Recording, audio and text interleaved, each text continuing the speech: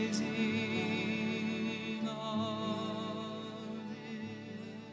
this light. Goeiedag en baie welkom by hierdie week se oordeenking en skrifmeditasie.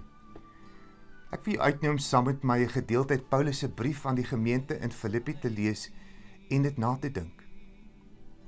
Daar waar jy nou sit, in die motorry of 'n ruskansjie aangryp, mag dit vir jou 'n sinvolle saamkuier met die Here wees. Ons luister na John Michael Albert se lied Thanks to Thee. Ons sê dankie Here dat ons vanoggend kon opstaan. Dankie vir al die seëninge en gawes wat ons so uit U hand ontvang. Bedek ons met die skaduwee van U vleuels. Thou my soul with the aid of thy love and thy mercy.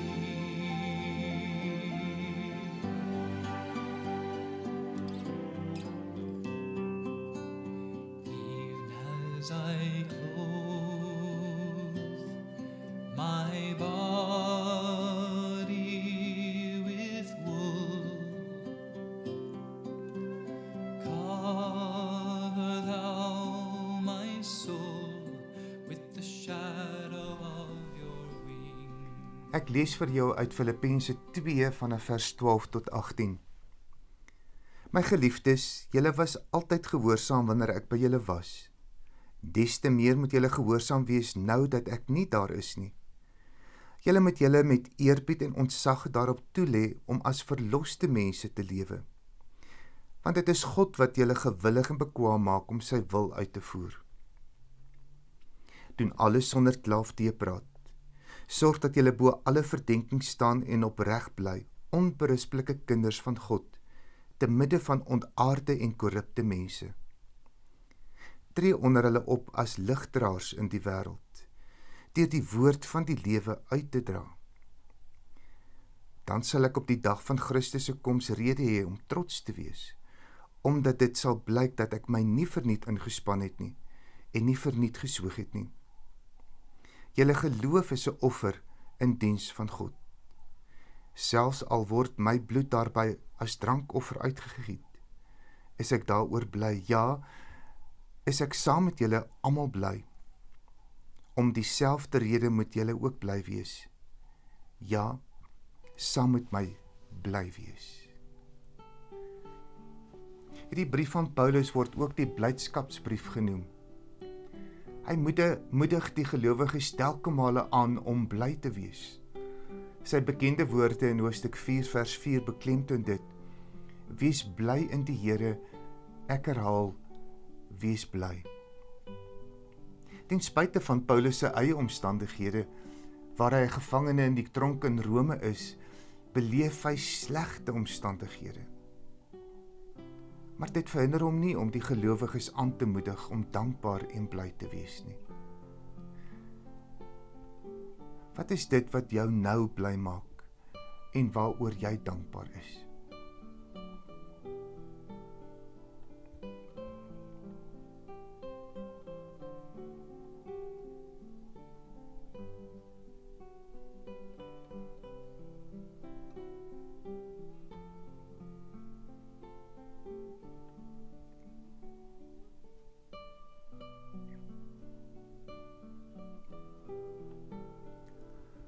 Ons konteks vandag getuig van haat en geweld, van korrupsie en uitbuiting, diefstal, werkloosheid, disrespek vir menselewens, onbeteelde begeertes en vergrype, gebroke verhoudings.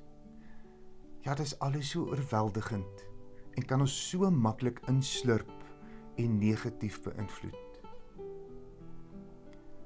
As Jesus volgelinge styg ons uit bo die neerdrukkende omstandighede. En dan volg ons die waarheid van die woord. Julle moet julle met eerbied en ontzag daarop toelê om as verloste mense te lewe. Want dit is God wat julle gewillig en bekwaam maak om sy wil uit te oe. Doen alles sonder kla en teepraat, Sorg dat julle bo alle verdenking staan en opreg bly, onberispelike kinders van God, te midde van ontaarde en korrupte mense.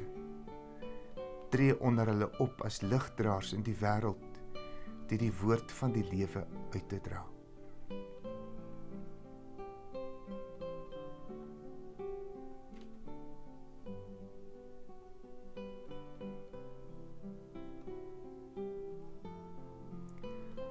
Hoe raak ons van die woord van die lewe bewus? Dit alles begin by dankbaarheid. En dit maak ons bly. Oktobermaand is tradisioneel ook ons dankbaarheidsmaand. Maak 'n punt daarvan om elke dag wanneer jy opstaan, een ding te noem waarvoor jy dankbaar is. Sê dankie vir die Here daarvoor en gaan deel dit met iemand. Leef uit die krag van hierdie dankbaarheid, want dit sal jou oë oopmaak vir die groot en klein dingetjies in die lewe.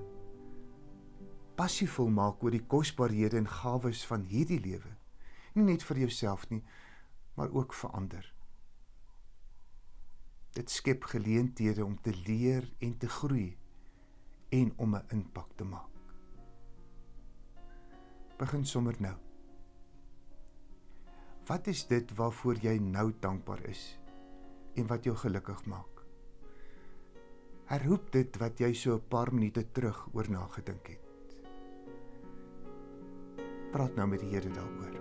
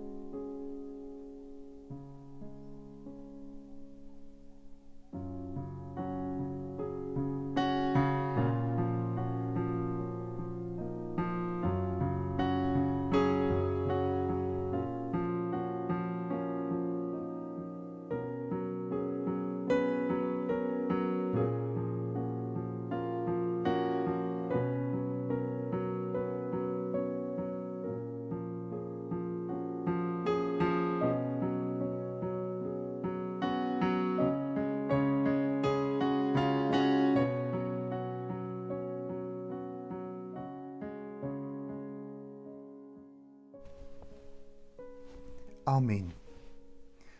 Oefen dit in om elke dag net een ding op te noem waarvoor jy dankbaar is en wat jou bly maak.